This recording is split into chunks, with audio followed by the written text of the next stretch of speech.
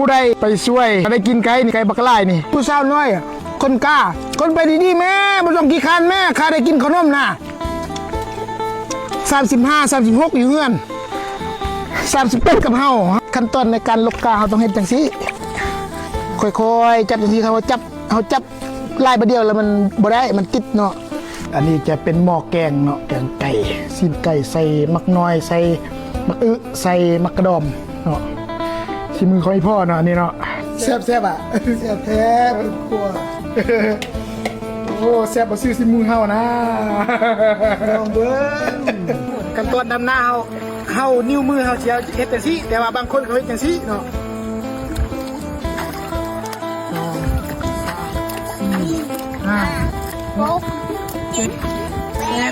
เขาต้องว่าได้ให้มันซ้ำกันเด้ไปมือละเท่าใดมือละ150,000หรือว่ามือละ300,000อันจังได้คือดำนาซาแท้มันแข้งมันได้เฮาก็เฮ็ดให้มันอ่อนแล้วบึงมือจนเรื่อยหมดได้เมื่อยบ่เมื่อยอ่ะเมื่อยน้อยหรือว่าเมื่อยหลายขอบอกขอบใจทางบรรดาพี่น้องที่ว่ามาช่วยเนาะสบายดีตอนเช้าเนาะทุกคนเนาะมื้อนี้ก็สิพาทุกคนไปลกกาเนาะเมื่อวานนี้ก็คาดนาแล้วมื้อนี้ก็ลกกากันแล้วก็สิดำนาไปพร้อมเนาะนี่ไปนี่อันนี้ก็จะเป็นนี่เห็นบ่เขาบอกว่าผู้ใดไปช่วยเราได้กินไก่นี่ไก่บักไล่นี่พี่น้องเนาะมาไปเดี๋ยวไปเบิ่งเขาลกกาอยู่ใส่ผู้สาวน้อยคนกล้าคนไปดีๆแม่บ่ต้องกี่คันแม่ข้าได้กินขนมนะ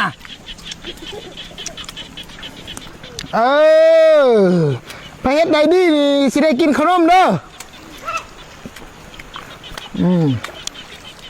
อทุกพี่น้องนี่อันนี้ก็จะเป็นพี่น้องที่ว่าก็จะมาตอบแห้งก็จะมาช่วยไม่ยังก็อยู่นี่เบิดแหละบางคนก็มากินต้มไก่เนาะนับเบิ้งจากคน1 2 3 4 5 6 7 8 9 10 11 12 13 14 15 16 17 18 19 20 21 22 23 24 25 26 27 28 29 30 31 32 33 34 35 36อยู่เฮือน38กับเฮานี่ไปเบิ้งละล่ะเนาะป้าเท่าเบิ่งนี่คนบักไล่บอกว่าตีสิบ่แล้วเนาะเนาะอันนั้นเป็นไอ้เบาดอนเนาะลักองบาทตีแม่น่ะไอ้เบาดอนลักองบาทเนาะไอ้เบาคำลานี่ยังไปอีกเนาะไอ้เบาคำลานี่เนาะถือว่าดุดันเนาะมาทุกคนเดี๋ยวสิลกกายทุกคนเบิ่งเนาะป้าโธ่แต่ว่ามันอยากติดนิดนึงพี่น้องเนาะขั้นตอนในการลกกาเราต้องเฮ็ดจังซี่นี่เราต้องเฮ็ดจังซี่ค่อยๆจับจังซี่เขาจับไล่บ่เดียวแล้วมันบ่ได้มันติดเนาะเวลาเราดำนามันยากนี่เราต้องเฮ็ดจังซี่มือเราต้องเย้ยต้องไล่แต่ว่าเฮานี่ มือไล่แต่พุ่นเขาเจ้าไปก่อนเฮาแล้วโอ้ผู้สาว2เอ้ยน้องนี่บ่ท่าเฮาแน่เอ้ยท่าเฮาได้แม่จากที่ว่าลกแล้วเฮาก็ต้องล้างมันก่อนเฮาต้องตึมจังซี่เฮาก็สิมัดเนาะเฮาก็สิมัดนี่ขั้นตอนในการมัดก้าเราต้องให้จังซี่เอามัดงามจังซี่เนาะมัดแล้วก็แช่น้ำไว้เบิ่งเดี๋ยวมัดอันนี้ก่อนโอ้เจ้านี่เตะติ๊กเจ้าบ่มัดนี่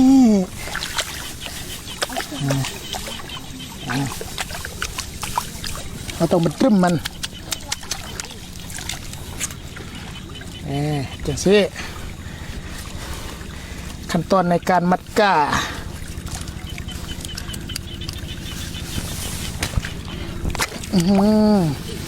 อยู่บ้านเจ้าคือสิเฮ็ดนาแล้วเนาะมีแต่บ้านเฮานี่แหละเดือน8ก็ยังพากันดำนาคนอื่นนั่นบ้านอื่นน่ะเขาขี่รถมาน่ะเข้าหน้าก็เจ้าจนงามแล้วอยู่บ้านเฮาก็ดำเนาะ มีแต่ว่าเดียวไปเบิ่งตอนเฮาดำนาอีกว่าเฮาสิดำนาคือคนอื่นบ่เนาะมาตัวพี่น้องลงไปลงมามันสิแล้วแบบนี้น่ะนี่พุ่นทางนั้นก็สิแล้วนี่ทางนั้นก็สิแล้วคันเฮาบ่มานี่บ่แล้วหน้านี่เนาะ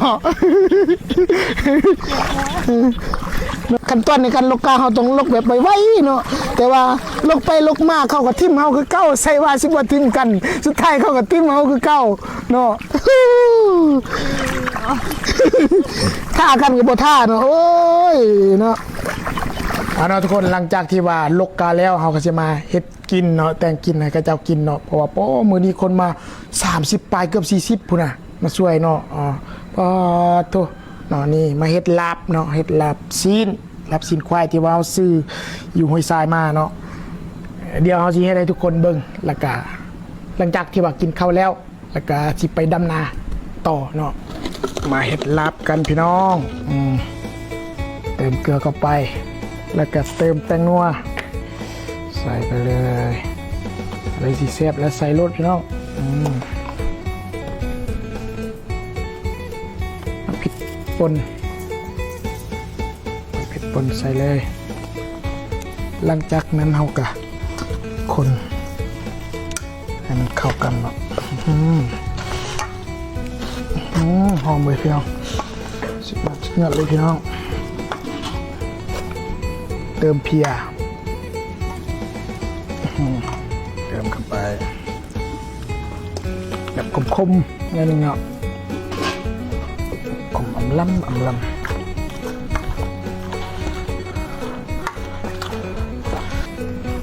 คนอันนี้ก็ใส่ผักลงไป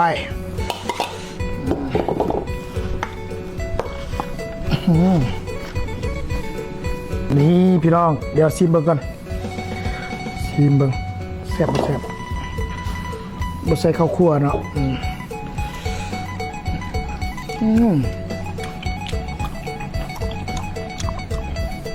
สุดยอดอันนี้จะเป็นหม้อแกงเนาะแกงไก่ซีนไก่ใส่มักน้อยใส่มักใส่มักกระดอมเนาะชิมมือของพ่อเนาะนี่เนาะเฮียลาบ่แซ่บแซ่บอ่ะแซ่บกลัวโอ้แซ่บบ่ซื้อซิมือเฮานะลองเบิ่งนี่อันนี้ของเฮาดิอันนี้จะเป็นอันแกงสีควายเนาะปลาตัวพี่น้องตอนนี้ก็ฮอดโมงกินข้าวแล้วพุ่นหลักสัตว์ลาดโหดำเปิดเถอะเนาะทางนี้ก็จะเป็นไอ้เบ้าเสื่องปรีจะพวกไอ้เบ้าเสื่องปรีมันอยู่นอกเนาะจะพวกคนขี้ข้านแล้วมันอยู่นอกคนขยันแล้วมันอยู่ในเนาะให้เขากินก่อนขันเรือหรือว่ายังเขาค่อยกินน้ำลังมาทุกคนเดี๋ยวนี้กับฮอตขั้นตอนในการดำนาแล้วเดี๋ยวจะดำนาให้ทุกคนเบิ่งนี่พอดำจังสันเขาจะดำจังซี่ขั้นตอนดำนาเขานิ้วมือเขาจะเฮ็ดจังซี่แต่ว่าบางคนเขาเฮ็ดจังซี่เนาะเห็นคนทางใต้ก็จะเฮ็ดทางดำก็เฮ็ดจังซี่แต่ว่าเขาเฮ็ดจังซี่นี่2 3 4 5 6 7 8โอ้ยไอ้ชิดกอกไตไม่ใส่หมดเลย เข้าเนาะ1 2 3 4 5 6 7 8 9เขาต้องว่าได้ให้มันซ้ำกันเลยเนาะ3 4 5 6 7 8 เอาชุดแคนไปชุดแคนมันเนาะ 9 เขากล้าเอามันลอยมาพี่แล้วพี่น้อง1 2 3 4 5 6 ต้องนำเงินที่มันจังไว้ก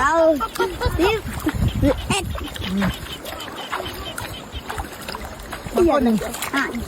อันนี้ต้องเปลี่ยนตะก้มนะเปลี่ยนจบคือเฮ้งามบ่ เดี๋ยวเฮาดับแล้วเราสิให้ทุกคนเบิ่งเนาะ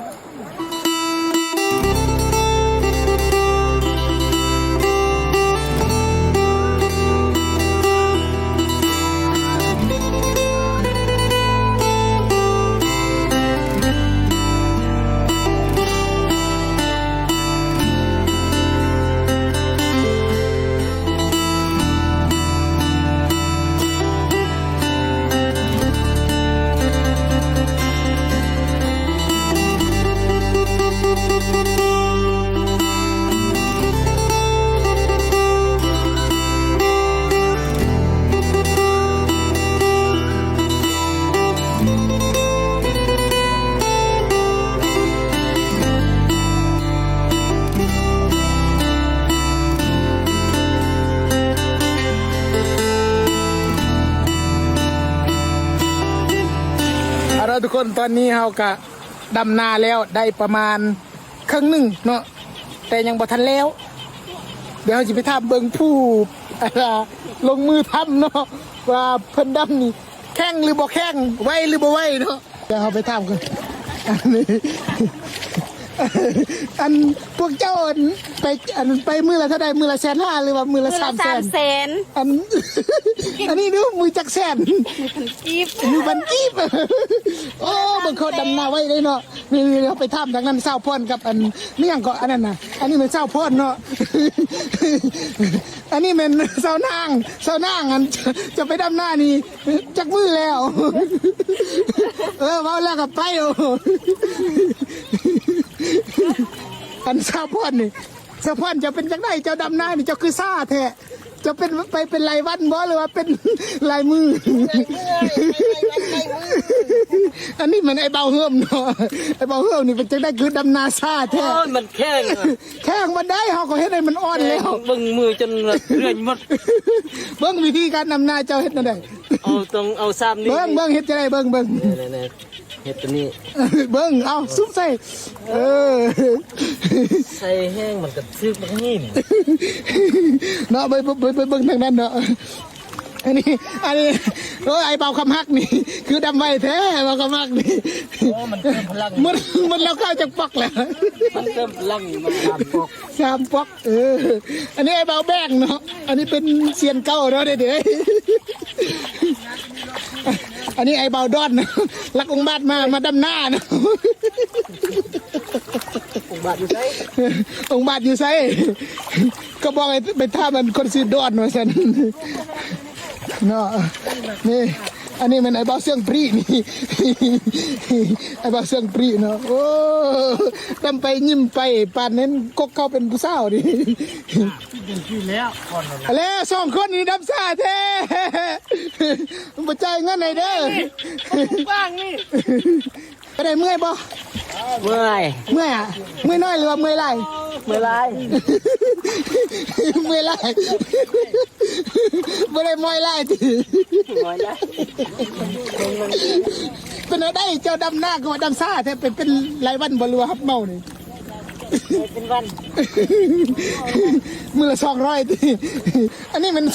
ผู้สาวพรบ่หรือว่าผู้บ่าวแม็กเนาะสลายจะไปเห็นหน้าไปเห็นตาเนาะเป็นจะได้ก็เจ้าไปปาร์ตี้คือว่าคักจะไปดำน้ำคือว่าซ่าแท้เมื่อยดิเนาะไปปาร์ตี้นี่มันก็ไว้ไปดำน้ำนี่ดำซ่าเอาเนาะดำน้ำมันต่างกันเองไปดำน้ำอยากมาดำน้ำนนโอ้ยอยากดำน้ำนนเคยอยู่บ้านนาใหญ่มาพร้อมกัน